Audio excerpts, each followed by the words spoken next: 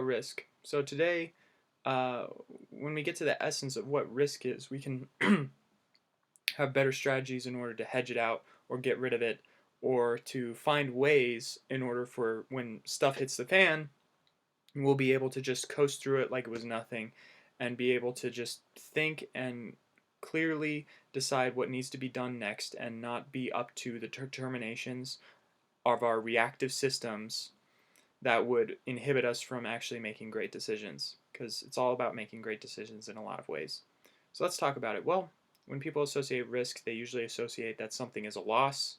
And so if something's a loss, that tends to be traced back to one core principle, which is death, right? Threatening of death, like if you lose money and you can't afford to eat or feed your family or whatever, then people die, people starve, and especially back in, evolutionary wise, that's pretty much game over. So it's all traced back to the one core principle, which is loss or death. Okay, so people don't worry about risk when everything's going great, and you can look at every single crisis from the tulip bubble, the Louisiana land grab, the silver bubble in the 1870s. You also have the 1932, 33 crash. Then you have the 2001 and then 2008 crashes with a whole bunch of like ups and downs throughout the 50s, 60s, and 70s. A notable one is the 1987 crash. I think it was called Black Friday, I'm pretty sure.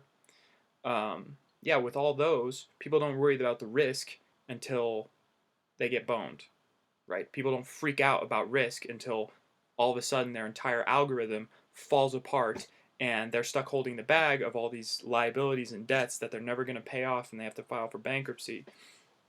Yeah, because the intrinsic value wasn't there. Well, that's kind of a little off topic, but so people don't worry about risk until it's actualized. So there's a negative possibility for something to, you know, in relation to ourselves or what we objectify. So it's what we own and control that we risk with, right?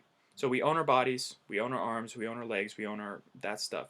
We also own our thoughts and our ideas because we can change them. Nobody can take them away from us. We can change our beliefs, but nobody can force us to have a belief. Nobody can do that. So we actually own those.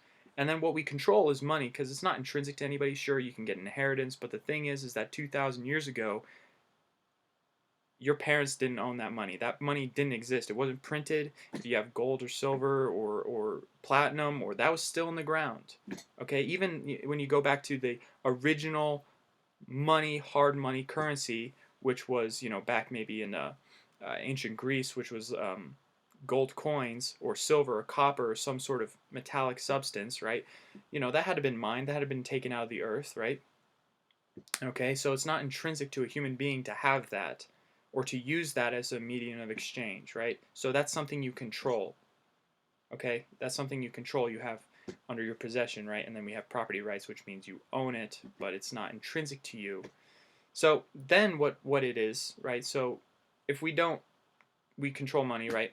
And we invest money and then we lose it. Well, we're using the identification. We're identifying ourselves with the money, and then when we lose it we think that we died or something, a part of us was lost, right? And that's where the emotion comes in, right? Because we're tying what we own, what we control, as a part of ourselves, as what we are. And so when we lose it or get crushed or lose a job or lose this, lose that, lose whatever risk, because it's risk, right? You could take relationships, finances, job, going for the dream, something like that. Whenever you risk, there's a possibility of loss. So, and then we identify with that, and it feels like we lost something of ourselves when really we just lost what we owned or what we controlled.